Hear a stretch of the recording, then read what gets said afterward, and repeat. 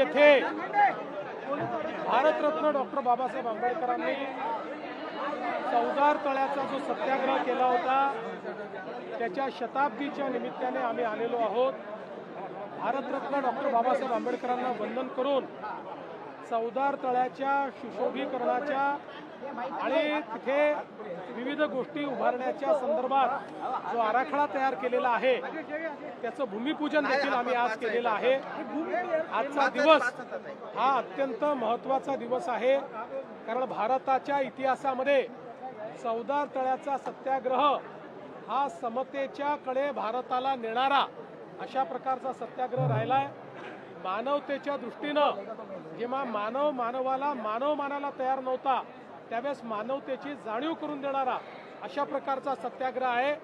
आणि आपल्याला कल्पना आहे की आज खऱ्या अर्थानं ही आठवण ज्यावेळेस आपण काढतो त्यावेळी या देशामध्ये विषमतेने ज्या प्रकारे व्यवस्था उभी केली होती त्या व्यवस्थेमुळेच आपल्याला गुलामगिरी स्वीकारावी लागली आणि म्हणून कधीच आपल्या देशात ही विषमता येऊ नये अशा पद्धतीनं काम झालं पाहिजे। म्हणूनच आजच्या दिवसाचं महत्त्व आहे आणि विशेषतः आपल्याला कल्पना आहे की सर्वात मोठा अपराध जर काही असेल तर तो अस्पृश्यता आणि विषमता असा हा अपराध आहे।